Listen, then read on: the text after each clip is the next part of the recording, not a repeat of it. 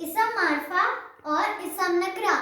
Friends, किसी खास शख्स, चीज या जगह के नाम को इसम मारफा कहते हैं और किसी आम शख्स, चीज या जगह के नाम को इसम नकरा कहते हैं। जैसा कि मैं अब आपको मिसाल देती हूँ।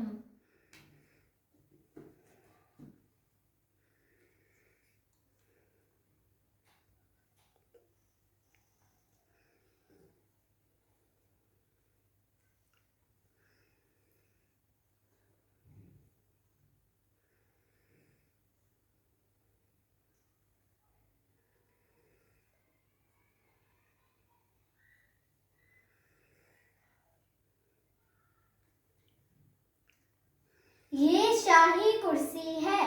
फ्रेंड्स, इसमें शाही कुर्सी इसम मारफा है। ये कुर्सी है। फ्रेंड्स, इसमें कुर्सी इसम नकरा है।